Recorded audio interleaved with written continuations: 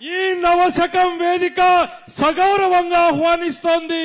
తమ సందేశాన్ని, భవిష్యత్ దిశానిర్దేశాన్ని గావించవలసిందిగా సవినయంగా కోరుతున్నాం.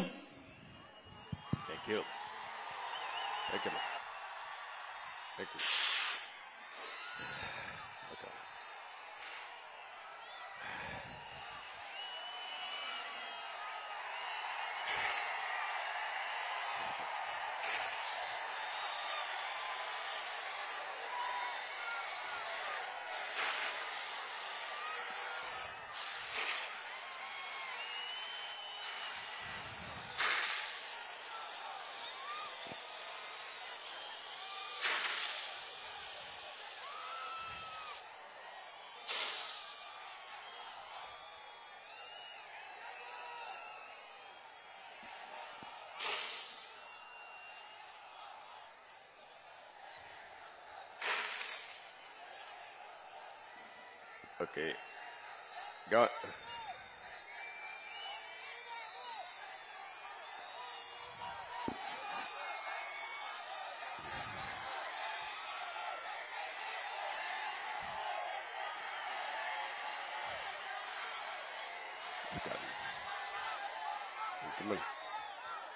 మీరు ఎట్లా వచ్చారు?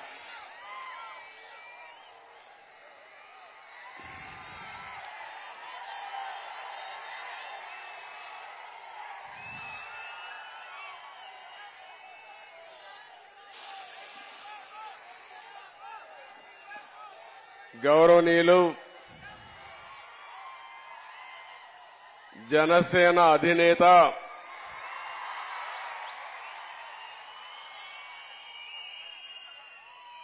ప్రజలకు మేలు చేయాలనే ఆకాంక్షతో ఎల్లప్పుడూ పరితపించే వ్యక్తి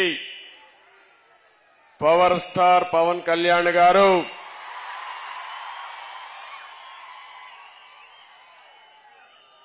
గౌరవనీయులు ఎప్పుడు కూడా మీ అందరికీ అభిమాన నాయకుడే కాకుండా ఒక్క రాజకీయాల్లోనే కాకుండా సినిమా రంగంలో కూడా మీ అందరికీ సేవలు అందిస్తున్నటువంటి బాలకృష్ణ గారు ఎప్పుడూ మీరందరూ కూడా అభిమానంగా బాలయ్య బాలయ్య అని పిలుస్తా ఉంటారు. అలాంటి బాలకృష్ణ గారు తెలుగుదేశం పార్టీ జాతీయ ప్రధాన కార్యదర్శి గౌరవనీయులు లోకేష్ గారు, జనసేన పిఏసి అధ్యక్షులు గౌరవనీయులు మనోహర్ గారు, ఆంధ్రప్రదేశ్ రాష్ట్ర తెలుగుదేశం పార్టీ అధ్యక్షులు గౌరవనీయులు అచ్చెన్నాయుడు గారు,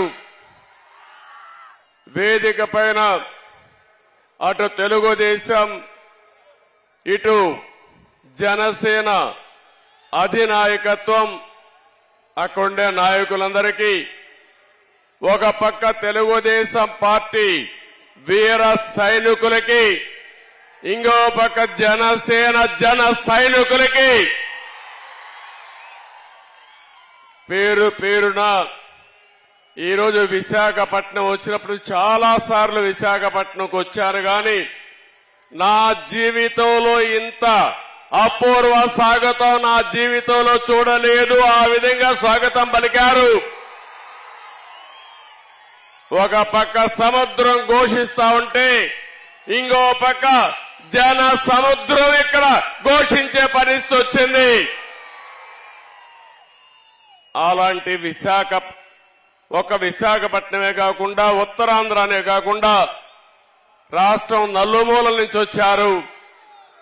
యువగళం ఒక పక్క, ఇంకో పక్క ఎన్నికల యుద్ధ బేరీకి మోగించడానికి వచ్చినటువంటి సైనికులందరికీ పేరు పేరున మనస్ఫూర్తిగా నమస్కారాలు. అదే మాదిరిగా మీడియా ప్రతినిధులు కూడా నమస్కారాలు. ప్రత్యేకంగా యువగళం వాలంటీర్స్ కి మనస్ఫూర్తిగా నా అభినందనలు. ఈరోజు ఇంతమంది పేరు నాయకులందరూ మాట్లాడారు. నేనేం మాట్లాడాలో అన్ని విషయాలు కవర్ అయినాయి. ఒక పక్క మనసు విప్పి జనసేన అధినేత పవన్ కళ్యాణ్ గారు చాలా స్పష్టంగా చెప్పారు. గతంలో ఏ విధంగా రాష్ట్రం కోసం సహకరించింది, ఈ రోజు మళ్లీ ఏమి ఆకాంక్షించి తెలుగుదేశం జనసేన పొత్తు పెట్టుకుంటుందో చాలా స్పష్టంగా వారు చెప్పడం జరిగింది. ఇంకో పక్క లోకేష్ కూడా 226 రోజులు రాష్ట్రం మొత్తం తిరిగి ప్రజల సమస్యలను అర్థం చేసుకుని అధ్యయనం చేసి చాలా క్లుప్తంగా వారి అనుభవాలు కూడా చెప్పారు. మీరు ఒక విషయం మీరు గుర్తుపెట్టుకోవాలి. భారతదేశంలో పాదయాత్ర చేయడం ఎప్పుడు కొత్త కాదు. నేను పాదయాత్ర చేశాను, బస్సు యాత్ర చేశాను. ప్రజా చైతన్యాన్ని తేవడానికి మొట్టమొదటిసారిగా నందమూరి తారక రామారావు గారు చైతన్య యాత్ర చేశారు. అక్కడి నుంచి ఎన్నో యాత్రలు వచ్చాయి. 45 ఏళ్లు సుదీర్ఘ రాజకీయ జీవితంలో చూశాను. ఎప్పుడు పాదయాత్ర పైన దండయాత్ర చేసే సందర్భం ఎప్పుడూ లేదు. అది మొట్టమొదటిసారిగా ఈ సైకో జగన్మోహన్ రెడ్డి పరిపాలనలో చూశాను. ఎవరైనా పాదయాత్ర చేసి ఒక సమస్య పైన పాదయాత్ర చేసినప్పుడు, ఒక పవిత్రమైన భావంతో చేసినప్పుడు చేతనైతే సహకరించాలి, చేత కాకపోతే ఇంట్లో పడుకోవాలి. కానీ పోలీసులు అడ్డం పెట్టుకుని ఎన్ని ఇబ్బందులు పెట్టారో కడాన నా ఎవరైతే యువగళం వాలంటీర్లు జైలుకు పోయి వచ్చారంటే, అటెంప్ట్ మర్డర్ కేసు పెట్టారంటే తమ్ముళ్ళు భయపడద్దండి. మీ కష్టాలు నేను చూసా. తప్పకుండా వడ్డీతో సహా తిరిగి అప్పజెప్పే బాధ్యత తెలుగుదేశం పార్టీ తీసుకుంటుందని చెప్పి కూడా నేను మీకు తెలియజేస్తున్నా. యువగళం జనగణంగా మారి ప్రజా గర్జనకు నాంది పలికింది. నేను ఈరోజు మనస్ఫూర్తిగా ప్రజలందరినీ అభినందిస్తున్నాను. మీలో ఉండే ఆవేదన, బాధ, ఆక్రోశం, ఆగ్రహం ఇవన్నీ కూడా యువగణంలో చూపించారు. రోజు రోజుకి ఉద్యమంగా ముందుకెళ్లింది. ఈ కార్యక్రమంలో సహకరించినటువంటి తెలుగుదేశం పార్టీ, జనసేన కార్యకర్తల్ని మనస్ఫూర్తిగా అభినందిస్తున్నా. అదే సమయంలో ఈ కార్యక్రమాన్ని పూర్తిగా జయప్రదం చేసినటువంటి ప్రజలందరినీ మనస్ఫూర్తిగా ధన్యవాదాలు తెలియజేసుకుంటున్నాను. ఈరోజు యువత, బంగారు భవిష్యత్తు ఉండవలసిన యువత ఈరోజు ఆంధ్రప్రదేశ్లో మనం చూస్తున్నాం. ఈ ముఖ్యమంత్రి చెప్పిన పని ఒక్క పని చేశారా తమ్ముళ్ళు అని మిమ్మల్ని అడుగుతున్నా. జాబ్ క్యాలెండర్ ప్రతి సంవత్సరం పెడతా అన్నాడా లేదా? జనవరిలో పెడతా అన్నాడా లేదా? 5 జనవరిలు అయిపోయినాయా లేదా? పెట్టాడా అని మిమ్మల్ని అడుగుతున్నా. ఒక్క ఉద్యోగం ఇవ్వలేదు. ఉండే పరిశ్రమలు పోయినాయి. మొత్తం యువత జీవితాల్ని నాశనం చేసే పరిస్థితికి వచ్చాడు. ఈరోజు ప్రపంచంలోనే తెలుగు యువత అగ్రస్థానంలో ఉంటే, అదే ఆంధ్రప్రదేశ్లో యువత అధఃపాతాళంలో ఉండే పరిస్థితి వస్తా ఉంది. ఒక్క పరిశ్రమ రాలేదు. వచ్చిన పరిశ్రమలు పారిపోయినాయి. తరిమేసే పరిస్థితి వచ్చింది. ఇది చాలా బాధాకరం. నేను ఒకటే హామీ ఇస్తున్నా, యువతకు తెలుగుదేశం జనసేన అండగా ఉంటాం. ఉపాధి కల్పించే బాధ్యత, మీ భవిష్యత్తుకి భరోసా ఇచ్చే బాధ్యత మేము తీసుకుంటామని మరొక్కసారి హామీ ఇస్తున్నా.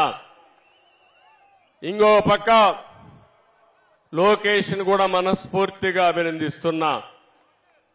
ఒక పార్టీ అధ్యక్షుడిగా ఏదైనా ఒక సంకల్పం ఉంటే చిత్తశుద్ధితో పనిచేస్తే ప్రజలు ఆదరిస్తారు. అలాంటి కార్యక్రమానికి శ్రీకారం చుట్టాడు. ఒక పార్టీ అధ్యక్షుడిగా మనస్ఫూర్తిగా ఆయన చేసిన కృషికి అభినందిస్తున్నానని చెప్పి కూడా నేను మీకు తెలియజేసుకుంటున్నా. ఈరోజు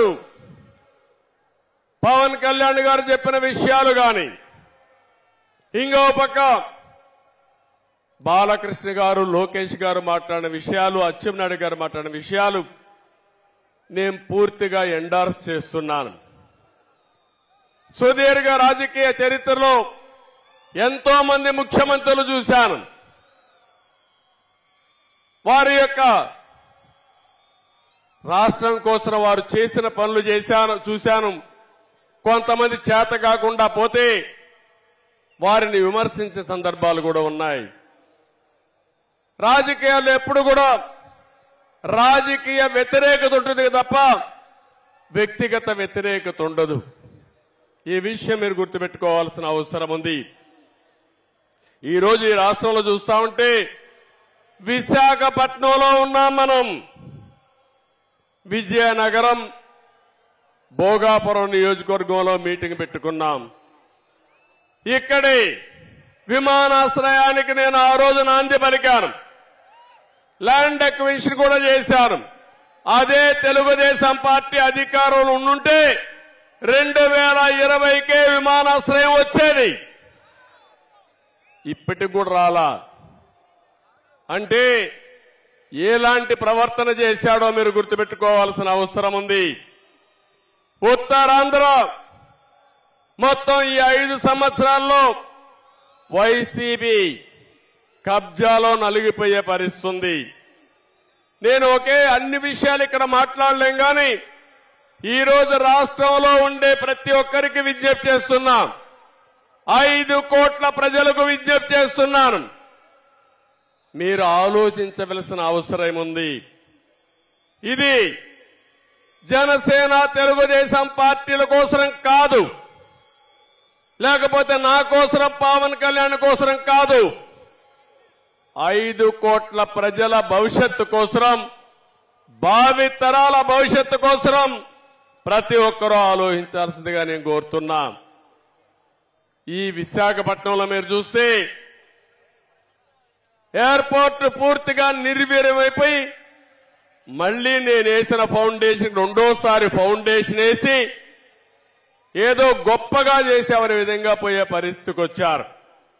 మెట్రో పోయింది. ఇంకో పక్కన విశాఖపట్నంలో వచ్చిన కంపెనీలన్నీ పోయే పరిస్థితికి వచ్చాయి. ఎప్పుడో సమైక్య ఆంధ్రప్రదేశ్ లో హెచ్ఎస్బిసి ఐటీ కంపెనీ తీసుకొస్తే అది కూడా పారిపోయే పరిస్థితికి వచ్చింది. ఉత్తరాంధ్ర ఇరిగేషన్ ప్రాజెక్టులన్నీ ఆగిపోయినాయి. నేను అడుగుతున్నా ఈ ముఖ్యమంత్రిని, ఇక్కడే ప్రజానీకాన్ని, ఈ రోజు మీరందరూ ఒకసారి చూస్తే ఈ ప్రభుత్వం వచ్చిన తర్వాత ఉత్తరాంధ్రలో అభివృద్ధి ఆగిపోయింది. ఎక్కడికక్కడ కబ్జాలు పెరిగిపోయినాయి, సెటిల్మెంట్లు పెరిగిపోయినాయి. మెడ మీద కత్తి పెట్టి ఆస్తులు బలవంతంగా రాసుకున్నారంటే ఎంత బాధాకరమో ఆలోచించండి. నా జీవితంలో చాలా సంవత్సరాల రాజకీయాలు చూశాను కానీ ఎప్పుడు కూడా సమైక్య ఆంధ్రప్రదేశ్ లో కూడా ఇంత అరాచకాలు జరగలేదు. అలాంటి అరాచకాలు ఈ విశాఖపట్నంలో జరిగాయి. ఒకప్పుడు విశాఖపట్నం ఆర్థిక రాజధాని, ఈ రోజు విశాఖపట్నం గంజాయి రాజధానిగా మారిపోయిందంటే ఏమనాలో మనమే ఆలోచించుకోవాల్సిన అవసరం ఉంది. ఒక బాధాకరమైన సంఘటన. విశాఖ అంటే ఎప్పుడూ నాకు అత్యంత ప్రీతి ప్రాంతమైన నగరం, ప్రాంతం. దానికి కారణం హుద్హుద్ వస్తే హుద్హుద్ కాసగాకు మనిపోయింది. నేను ఇక్కడికి వచ్చి 10 రోజులు ఇక్కడుండి ప్రజల సహకారంతో విశాఖకు ముందు హుద్హుద్ ముందు హుద్హుద్ తర్వాత ఏ విధంగా ఉందో నిర్మాణం చేసిన పార్టీ తెలుగుదేశం పార్టీ. సహకరించిన ప్రజానీకం ఈ విశాఖపట్నం వాసులని చెప్పి కూడా నేను మీకు తెలియజేస్తున్నా. ఈరోజు ఇంకొక విషయం మీరు ఒకసారి గుర్తుపెట్టుకోవాలి. రివర్స్ పాలన ఉన్నాడు, విధ్వంస పాలనకు నాంది పలికాడు. ఇంత మునిపే మిత్రులు చెప్పారు, కక్ష సాధింపులు, విధ్వంసాన్ని చేయడం, మంచి చేయడం చేత కాకపోతే గమ్మునుంటే నష్టం రాదు. కానీ కావాలని విధ్వంసం చేసుకుంటూ వస్తే ఏం జరుగుతుందో బెస్ట్ ఎగ్జాంపుల్ ఆంధ్రప్రదేశ్. ఒక విషయం మీరందరూ గుర్తుపెట్టుకోవాలి, ఒక మంచి చేస్తే ఆ మంచి ఫలితాలు అందరికీ వస్తాయి. అదే పబ్లిక్ పాలసీ, అదే సుపరిపాలన. ఒక చెడు చేస్తే ఆ చెడు వల్ల అందరికీ నష్టం వస్తుంది. అదే ఈరోజు ఈ జగన్మోహన్ రెడ్డి చేసే పని. ఒక్క ఛాన్స్ అన్నాడు, ఒక్క ఛాన్స్ పాపానికి రాష్ట్రం 30 సంవత్సరాలు వెనక్కెళ్లిపోయే పరిస్థితి వచ్చింది. అందుకే నేను పవన్ కళ్యాణ్ గారిని మనస్ఫూర్తిగా అభినందిస్తున్నాను. ఒక మాట ఆయన చెప్పాడు, నవ్ ఆర్ నెవర్. ఇప్పుడు గాని మనందరం కలవకపోతే, వైసీపీ వ్యతిరేక ఓటు చీలకుండా కాపాడుకోకపోతే ఈ రాష్ట్రాన్ని కాపాడలేమని బేషరతుగా ముందుకొచ్చిన వ్యక్తి పవన్ కళ్యాణ్ గారు. దానికి మనస్ఫూర్తిగా అభినందిస్తున్నానని చెప్పి మీకు తెలియజేస్తున్నా. ఇంకొక మాట కూడా చెప్పాడు, వైసీపీ విముక్త ఆంధ్రప్రదేశ్ గా ఆంధ్రప్రదేశ్ ఉండాలని కోరాడు. రాజకీయాల్లో పార్టీలు పెట్టే స్వేచ్ఛ ఎవరికైనా ఉంది, తప్పు లేదు, ప్రజలు ఎంపిక చేసుకుంటారు. కానీ రాష్ట్రాన్ని సర్వనాశనం చేసే హక్కు మాత్రం ఎవ్వరికీ లేదు. మేమంతా 5 సంవత్సరాలు మీరు ఓట్లేశారు. ఈ రాష్ట్రానికి ఒక ట్రస్టీగా ఉండమన్నారు, చేతనైతే మంచి చేయమన్నారు. చేత కాకపోతే పరిపాలనని దింపేసరికి మీరు సిద్ధంగా ఉన్నారు. కానీ ఈ 5 సంవత్సరాల్లో మీరు ఒక్కసారి చూస్తే 1-2 కాదు, ఆ రోజు హైదరాబాద్ నగరాన్ని నేను అభివృద్ధి చేశాను. తర్వాత వచ్చిన పాలకులు ఇలాంటి కక్ష కట్టి హైదరాబాద్ ని విధ్వంసం చేసుంటే ఈ రోజు హైదరాబాద్ లో ఈ సంపద ఉండేదా అని మిమ్మల్ని అడుగుతున్నా. ఈరోజు అమరావతి, ఇక్కడ విశాఖపట్నంలో అడుగుతున్నాం మిమ్మల్ని అందరినీ. ఈరోజు మన రాజధాని ఏదని మిమ్మల్ని అడుగుతున్నా. ఆ రోజు మీరందరూ ఒకే మాట చెప్పారు, అమరావతి నేను ప్రపోజ్ చేసినప్పుడు అమరావతి ఆంధ్రప్రదేశ్ రాజధానిగా ఉంటుంది, విశాఖపట్నం ఆర్థిక రాజధానిగా ఐటీ హబ్ గా ఉంటుందని మీరే సహకరించారు. అవునా కాదా అని మిమ్మల్ని అడుగుతున్నా. ఇప్పుడు చెప్పండి, 3 ముక్కలు ఆటాడాడు ఈ ముఖ్యమంత్రి. అమరావతిని సర్వనాశనం చేశాడు ముఖ్యమంత్రి. ఈ రోజు ఇక్కడికి వచ్చి నేను వారం 10 రోజులు విశాఖపట్నంలో బస్సులో ఉండి హుద్హుద్ తుఫాను వల్ల నష్టపోతే మళ్లీ పూర్తిగా కోలుకున్న తర్వాత ఇక్కడి నుంచి వెళ్లాను. ఈయన రాకమునిపే రిషికొండ మొత్తం నాశనం చేసి రిషికొండ బోడిగొండగా తయారు చేసి ఒక ముఖ్యమంత్రి విలాసం కోసం 500 కోట్ల రూపాయలు ఖర్చు పెట్టే హక్కు ఎవడిచ్చాడని మిమ్మల్ని అడుగుతున్నా. బాధ అనిపించదాని అడుగుతున్నా. ఓసారి ఆవేదన గుండెలు పిండేసినట్టు ఉంటుంది ఇవన్నీ తలుచుకుంటే. ఏంటి అరాచకం, ఎక్కడికి తీసుకుపోతున్నారు ఇవన్నీ? అమరావతి పూర్తిగా నిర్వీర్యమైపోయింది. విధ్వంసం అయిపోయింది. ఇంకో పక్క పోలవరం రాష్ట్రానికే వరం. ఏం తమ్ముళ్ళు, ఆ రోజు తెలుగుదేశం పార్టీ ఉండుంటే 2020కి పోలవరం పూర్తి చేసి జాతికి అంకితం చేసి ఈరోజు కరువు అనే మాట లేకుండా చేసేవాళ్ళం. అది పోయింది. ఇంకో పక్క విద్య, వైద్యం, ఆరోగ్యం అన్ని కూడా మీరు చూస్తే వ్యవస్థలన్నీ భ్రష్టు పట్టాయి. ఇప్పుడే పవన్ కళ్యాణ్ గారు ఒక లిస్ట్ అంతా కూడా చెప్పారు. మేము మేనిఫెస్టోలో ఏమేం చేయబోతామో స్పష్టంగా ఆలోచించి తొందరలోనే ఉమ్మడి మేనిఫెస్టో తయారు చేస్తామని వారు చెప్పారు. రోడ్ల వ్యవస్థ పూర్తిగా భ్రష్టు పట్టింది. నేను ఒక్క సెక్టర్ చెప్పడం లేదు, రాష్ట్రంలో ప్రతి ఒక్క సెక్టర్ కూడా పూర్తిగా దెబ్బతిన్నాయి. ఎక్కడికక్కడ విధ్వంసం పాలయ్యే పరిస్థితి వచ్చింది. కడాన మీరు ఒకసారి చూస్తే ఇసుక, లిక్కర్ గాని అన్ని విషయాల్లో కూడా స్వార్థం కోసం రాష్ట్రాన్ని భ్రష్టు పట్టించి మొత్తం దెబ్బతినే పరిస్థితికి వచ్చాం. వైఎస్ఆర్ కాంగ్రెస్ పార్టీ అబద్ధాల పునాది మీద నిర్మాణం చేసిన పార్టీ ఆ పార్టీ.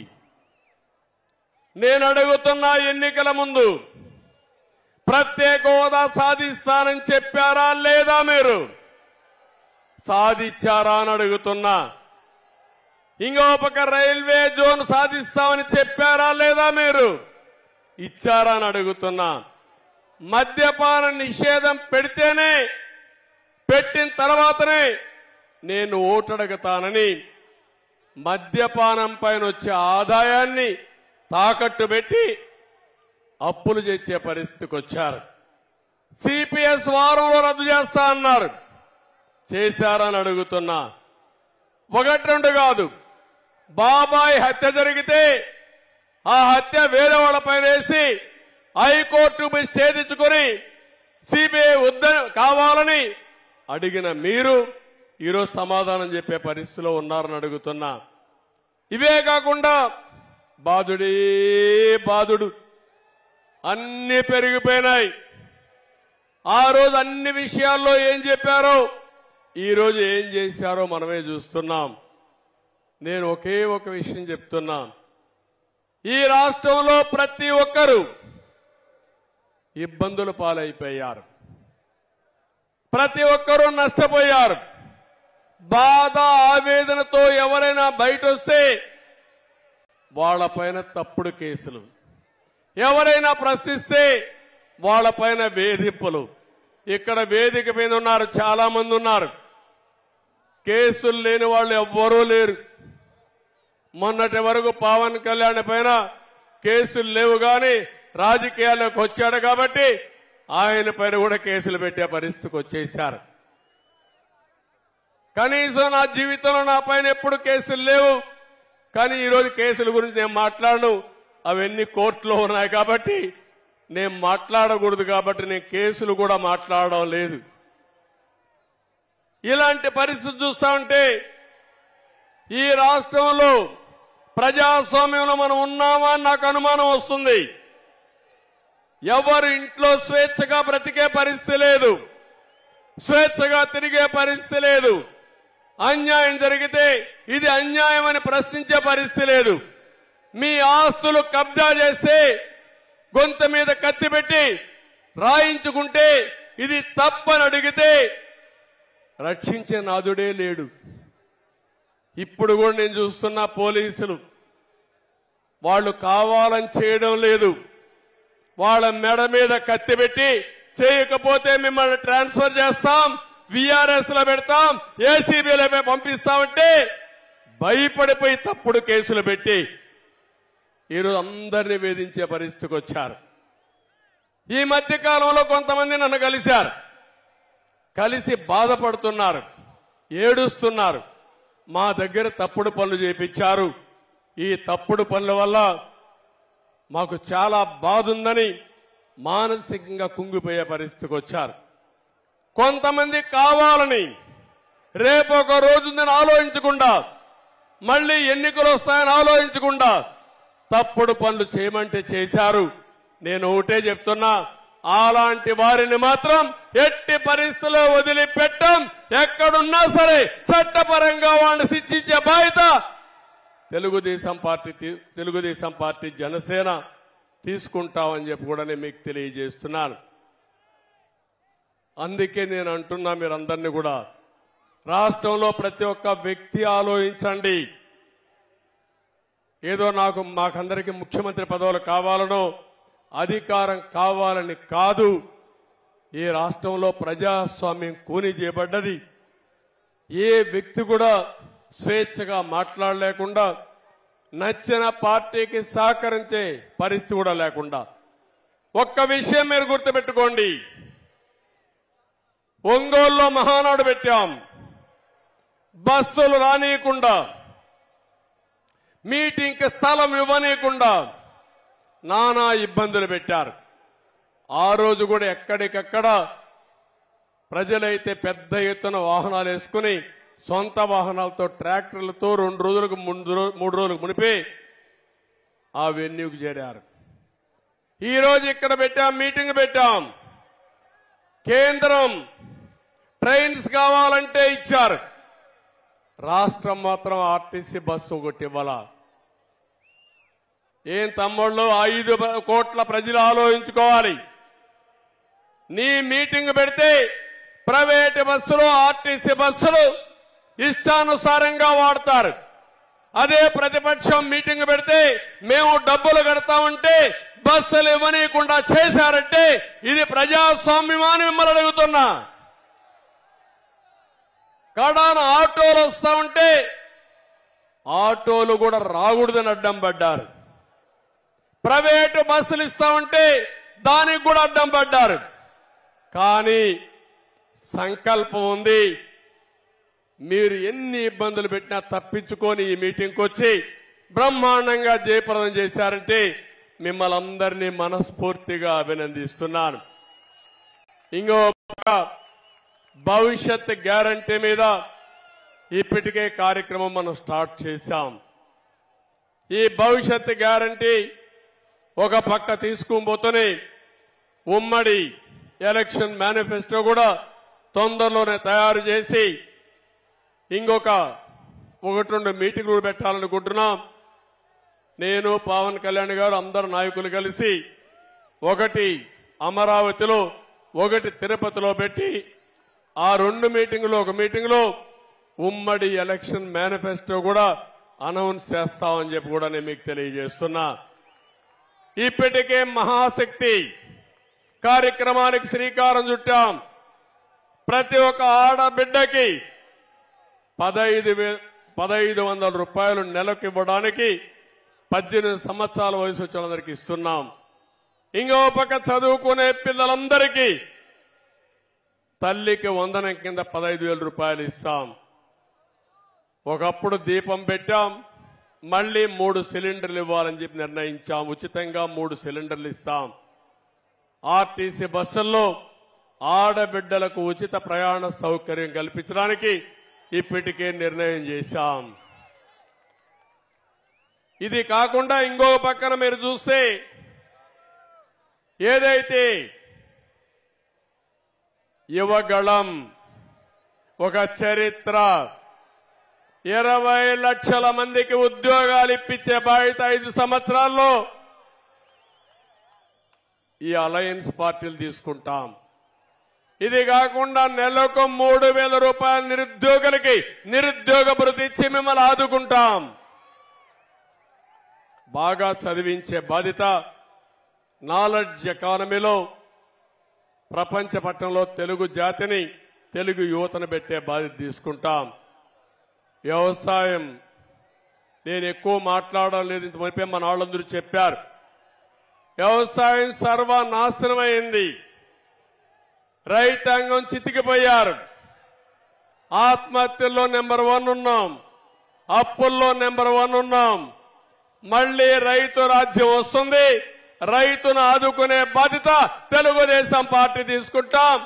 ప్రతి ఒక్క రైతుకి 20,000 రూపాయలు సంవత్సరానికి ఆర్థిక సహాయం చేసే బాధ్యత అన్నదాత కార్యక్రమం కింద చేస్తామని చెప్పి కూడా నేను మీకు తెలియజేస్తున్నా. ఇదే కాకుండా ఏదైతే బీసీ రక్షణ చట్టం తీసుకొచ్చి తెలుగుదేశం పార్టీకి అదే మరి రాజకీయాల్లో మనం ఒకసారి ఆలోచిస్తే 50% జనాభా వెనుకబడిన వర్గాలు ఉన్నారు, ఆర్థికంగా ఇబ్బందుల్లో ఉన్నారు, అన్ని రంగాల్లో వెనుకబడి ఉన్నారు. వాళ్ళని ఆదుకునే బాధ్యత కూడా తీసుకుంటామని చెప్పి నేను మీకు తెలియజేస్తున్నాను. వీళ్లే కాకుండా ప్రతి ఒక్క ఇంటికి డ్రింకింగ్ వాటర్ ఇవ్వడం, అది కాకుండా సమాజంలో ఎస్సీ ఎస్టీ బీసీ మైనారిటీ అగ్రవర్ణాల్లో ఉండే పేదవాళ్లను కూడా ఆర్థికంగా ఆదుకుంటాం, వాళ్లకు న్యాయం చేసే బాధ్యత తీసుకుంటాం.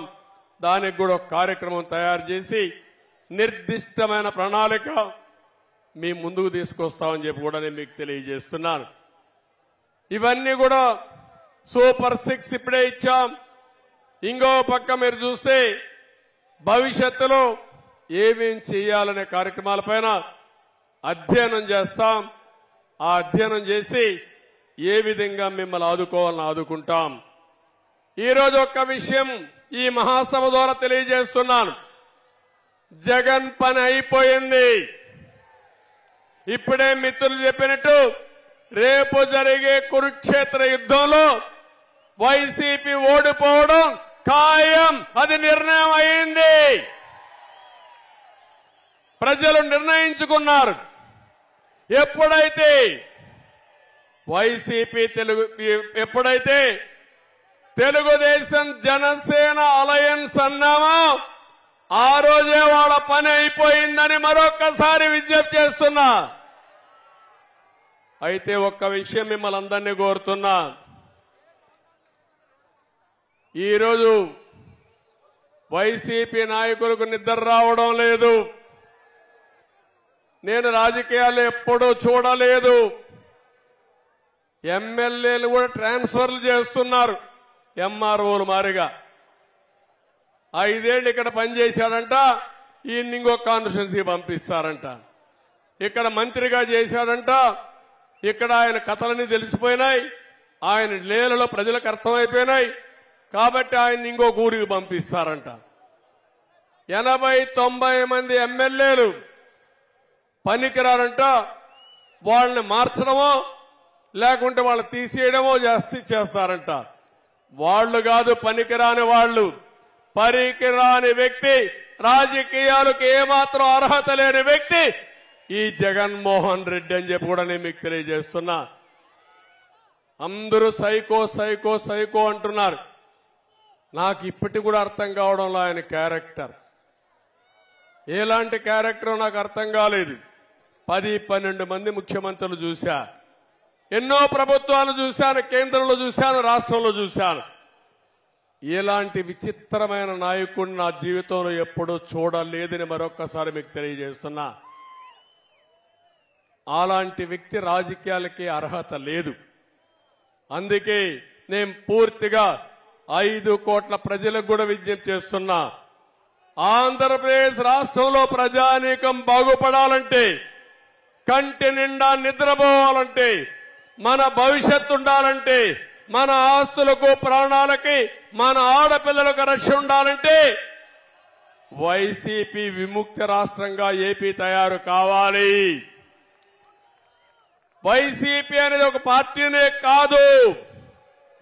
అలాంటి వ్యక్తి రాజకీయాలకు ఉండడానికి అర్హత లేదు. నేను మళ్లీ చెప్తున్నా, ఒక్క ఓటు అలాంటి వ్యక్తికి వేసినా, అలాంటి పార్టీకి వేసినా అది రాష్ట్రానికి ఒక శాపంగా మారుతుంది. 5 సంవత్సరాలకు మునుపు విధ్వంసం ఏంటో చేసి చూపించాడు. ఆయన చేసిన తప్పులు రాష్ట్రానికి శాపంగా మారాయి. ఆ శాపాలే ఈరోజు మనందరం అనుభవించే పరిస్థితికి వచ్చాం. ఈ విషయం మీరు గుర్తుపెట్టుకోవాల్సిన అవసరం ఉంది. ఈరోజు ఇంకొక విషయం అందరినీ కోరుతున్నాను. రాష్ట్రంలో ఓట్ల దొంగలు పడ్డారు. అంటే మన ఓటు ఉంటే తీసేస్తున్నారు. అంటే తెలుగుదేశానికి జనసేన ఓటేస్తారంటే వాళ్ళని రిమూవ్ చేసేస్తున్నారు. ఇది చాలా భయంకరమైన విషయం. నేను ఎప్పుడు కూడా నా చరిత్రలో ఓటర్ లిస్టు ఈ విధంగా చేయొచ్చని కూడా నేను ఎప్పుడు ఆలోచించలేదు. ఎన్నికలప్పుడు అధికారులంతా ఓటర్ లిస్టు తయారు చేస్తారు.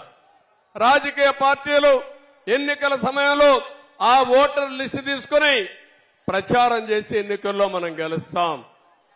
ఈరోజు దౌర్భాగ్యం, ఓటర్స్ ను కూడా మనం వెరిఫై చేసుకోవాలి. నా ఓటు ఉందా లేదా చూడాలి. అంటే ఎంత దౌర్భాగ్యమో ఈ రాష్ట్రంలో మీరు గుర్తుపెట్టుకోవాలి. దేశంలో ఏ రాష్ట్రంలో జరగనటువంటి సంఘటనలు ఈ రాష్ట్రంలో జరుగుతున్నాయంటే ఇది చాలా బాధాకరం.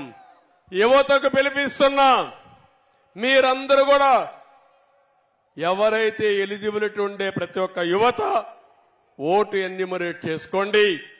ఆ ఓటు అనేది మీ జీవితాలనే కాకుండా రాష్ట్ర భవిష్యత్తును మారుస్తుంది. ఈ విషయం ప్రతి ఒక్కరూ గుర్తుపెట్టుకోవాల్సిన అవసరం ఉంది. మీరు ఏదైతే ఎప్పటికప్పుడు మీ సెల్ ఫోన్ లో యూట్యూబ్ కానీ ఇవన్నీ బ్రౌజ్ చేస్తూ ఉంటారు, వెబ్సైట్లన్నీ బ్రౌజ్ చేస్తారు. ప్రతిరోజు ఒక్కసారి మీ ఓటు ఉందా లేదా అని చెక్ చేసుకోవాల్సిన బాధ్యత మనందరిపైన పడింది. 4 కోట్ల మంది ఓటర్స్ ఉన్నారు. ప్రతి ఒక్కరూ చెక్ చేసుకోమని, సహకరించమని, మీకు ఓటుంటే రేపు మీ ఓటు వేస్తే తద్వారా ఈ రాష్ట్రాన్ని కాపాడిన వాళ్ళు అవుతారు. ఈ విషయం కూడా మీరు గుర్తుపెట్టుకోవాల్సిందిగా నేను మిమ్మల్ని కోరుతున్నా. నేను ఒకే ఒక విషయం అందరికీ విజ్ఞప్తి చేస్తున్నా. మీరు ఒక అడుగేయండి, మేము 100 అడుగులు వేస్తాం. మీరు ఒక త్యాగానికి సిద్ధంగా అండి, మేము 100 త్యాగాలు చేసి ఈ రాష్ట్రాన్ని పైకి తేవడానికి ముందుకు వస్తాం. కానీ అట్లా కాకుండా మీరు చేసుకోండి, మాకేం సంబంధం లేదంటే రాష్ట్రం నష్టపోతుంది, భావితరాలు నష్టపోతాయని చెప్పి నేను మీకు తెలియజేస్తున్నా. ఒక ఆడబిడ్డకు విజ్ఞప్తి చేస్తున్నా. మీ పిల్లల్ని పెంచుతున్నారు, పెంచి బాగా చదివిస్తున్నారు. చదివించిన నీ బిడ్డకు ఉద్యోగం రాకుండా కడాన నీ కూలిపైన జీవనోపాధి కోసం ఆధారపడుతున్నానంటే బాధ ఇదా తల్లి అని మిమ్మల్ని అడుగుతున్నా. ఇంకో పక్క నీకు ఒక అమ్మాయి ఉంది, బయట వెళితే తిరిగి సురక్షితంగా వస్తుందని నమ్మకం లేని పరిస్థితి రాష్ట్రంలో ఉంది. ఇంకో పక్క చాలని ఆదాయంతో పెరిగిపోయిన నిత్యావసర వస్తువులు కానీ, ఇంకొక పక్క ఎక్కడికక్కడ ట్యాక్సుల ద్వారా చితికిపోయే పరిస్థితికి వచ్చారు. కరెంటు ఛార్జీలు అన్ని పెరిగిపోయి. అందుకే ప్రతి ఒక్కరు ఆలోచించండి, 5 ఏళ్లకు మీ జీవన ప్రమాణాలేంటి? ఈరోజు మీ ఆదాయం పెరిగిందా? మీ ఖర్చులు తగ్గాయా? పొదుపు ఏమైనా ఉందా? లేకపోతే మీ కష్టాలు పెరిగాయని ఆలోచించి నిర్ణయం చేయాల్సిన పని మీ అందరిపైన ఉంది. ఒక యువతను కోరుతున్నా. నేను నిన్న మొన్న చూశాను, ఎక్కడ పోయినా యువత 18 సంవత్సరాల నుంచి 30 సంవత్సరాలు ఉండే యువత ఎక్కడ చూసినా ముందుకు వస్తున్నారు. నేను ఒకటే మిమ్మల్ని కోరేది, మీది బంగారు భవిష్యత్తు. మళ్లీ ఉద్యోగం కావాలంటే, మీ భవిష్యత్తు బాగుండాలంటే మీరు ఒక అడుగు ముందుకెయ్యండి. మీరు ఇంకా యువగళం బ్రహ్మాండంగా చేశారు. యువగళమే కాదు, కాలేజీల్లో ఉండే యువత, గ్రామాల్లో ఉండే యువత రోజుకు 1 గంట సమాజం కోసం ఆలోచించండి. రేపు ఎన్నికలు 100 రోజులు మీరు ఆలోచించండి. ఆ 100 రోజులు అయిన తర్వాత మీ భవిష్యత్తు ఉజ్వల భవిష్యత్తు చేసే బాధ్యత తెలుగుదేశం జనసేన అలయన్స్ తీసుకుంటామని చెప్పి నేను మీకు తెలియజేస్తున్నా.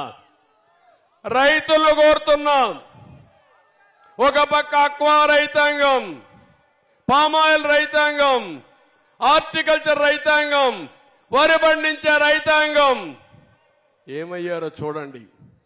నీరు ఇవ్వలేరు, ఇన్పుట్ సబ్సిడీ ఇవ్వలేరు, కడాన మురికి కాలువలు తీయలేక నిన్నొచ్చిన తుఫానుకి మొత్తం పంటలన్నీ ముంపు గురైపోయి ఎప్పుడూ జరగని నష్టం ఈరోజు మీకు జరిగే పరిస్థితి వచ్చింది. మీరు కూడా ఆలోచించమని కోరుతున్నా. ఉద్యోగస్తులున్నారు. ఒకప్పుడు ఉద్యోగస్తులకు మేం భయపడేవాళ్ళం. ఉద్యోగ సంఘాలు చాలా పవర్ఫుల్ గా చేసేటివి. ఈరోజు ఒక్క ఉద్యోగ సంఘం కూడా పనిచేయలేని పరిస్థితి. మాట్లాడితే ఏసీబీ కేసులు, లేకపోతే ఏదో తప్పుడు కేసు పెట్టి లోపల పడేస్తామంటే వాళ్ళు భయపడిపోయి సరెండర్ అయిపోయిన పరిస్థితి వచ్చింది. ఎవరు కూడా పని చేయలేని పరిస్థితికి వచ్చారు. నిన్న మొన్న అంగన్వాడీకి చెప్పిన హామీలు నెరవేర్చలేదని రోడ్డెక్కితే 9 రోజులుగా పట్టించుకోవడం లేదు. అందుకే ఉద్యోగస్తులకు హామీ ఇస్తున్నా. తెలుగుదేశం పార్టీ పీఆర్సీ ఇచ్చాం, మీ హక్కులు కాపాడాం, ఎవరికి అన్యాయం చేయకుండా చేశాం. ప్రజల మనోభావాల ప్రకారం పనిచేసిన పార్టీ తెలుగుదేశం పార్టీ. మళ్లీ ఉద్యోగస్తులందరికీ న్యాయం చేసే బాధ్యత.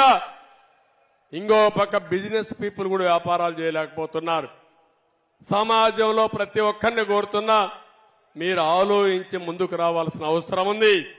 మీరు ఒక అడుగు ముందుకేయండి, మేము 100 అడుగులు మిమ్మల్ని నడిపించే బాధ్యత మేము తీసుకుంటామని మరొక్కసారి సమాజంలో ఉండే ప్రతి ఒక్కరిని కోరుకుంటున్నాను. ఈరోజు జనసేన తెలుగుదేశం పార్టీ పొత్తు ఒక చారిత్రాత్మకం, ఒక హిస్టారికల్. ఇది ఈ రాష్ట్రానికి అవసరం. నాకు ఏమాత్రం అనుమానం లేదు. ఎప్పుడైతే ఎన్నికలు పొత్తు అనౌన్స్ చేశామో ఆ రోజే ఇది సూపర్ హిట్ అయింది. జగన్ సినిమా అయిపోయింది. అందుకే పానిక్ బటన్ నొక్కుతున్నాడు. అది మునిగిపోయే పడవ, అది మునిగిపోవడం ఖాయం. ఈ సందర్భంగా ప్రతి ఒక్క కార్యకర్తను కోరుతున్నా, రాష్ట్ర భవిష్యత్తును ఆకాంక్షించి హైకమాండ్ మేము ఏ నిర్ణయం తీసుకున్నా ఆ నిర్ణయాన్ని అటు జనసేన ఇటు తెలుగుదేశం కార్యకర్తలు పూర్తిగా ఆచరిస్తూ ముందుకు పోవాల్సిందిగా మరొక్కసారి మిమ్మల్ని కోరుతున్నా. జన సైనికులకి తెలుగుదేశం పార్టీ వీర సైనికులను కోరుతున్నా, కలిసి పనిచేయండి, 100 రోజులు పనిచేయండి. ఆ తర్వాత మిమ్మల్ని ఏ విధంగా కాపాడుకోవాలి, ఏ విధంగా ఆదరించాలి, ఏ విధంగా గుర్తించాలో గుర్తించే బాధ్యత తెలుగుదేశం పార్టీ తీసుకుంటామని మరొక్కసారి హామీ ఇస్తూ, ఈ రోజు మిమ్మల్ని అందరినీ ఒకటే కోరుతున్నా, మీ ఉత్సాహం చూసా, మీ అభిమానం చూసా నా జీవితంలో ఎప్పుడు కూడా మర్చిపోలేను. తప్పకుండా గుర్తుపెట్టుకుంటా. నా 40 సంవత్సరాల అనుభవంతో రాబోయే 5 సంవత్సరాల్లో ఎక్కడా లేని విధంగా అభివృద్ధి చేసి మేము మీ రుణం తీర్చుకుంటామని మరొక్కసారి మీ అందరికీ హామీ ఇస్తూ, మీ అందరికీ నమస్కారాలు. జై హింద్. అదే సమయంలో తెలుగుదేశం జనసేన పొత్తంటే జిందాబాద్ అని గట్టిగా చెప్పాలి. తెలుగుదేశం జనసేన పొత్తు, జనసేన తెలుగుదేశం పార్టీ పొత్తు. థ్యాంక్ యూ అని అంటాం. యువగళం నవశకం సమావేశాన్ని అద్భుతమైనటువంటి విజయవంతం చేసినటువంటి ఉత్తరాంధ్ర తెలుగుదేశం పార్టీ కుటుంబ సభ్యులకు, జన సైనికులకు, జనసేనానికి, తెలుగుదేశం పార్టీ అధినేతకు, తెలుగుదేశం పార్టీ నాయకులకు ఈ సమావేశం హృదయపూర్వకంగా ధన్యవాదాలు తెలియజేస్తుంది. జై హింద్, జై Telugu Desam. It's about time to break it down. You ready? Psycho, psycho, psycho, Bhavani. Cycle, Ravali. Psycho, Bhavani. Cycle, Ravali. Psycho, Bhavani. Cycle, Ravali. See my chellemma, attile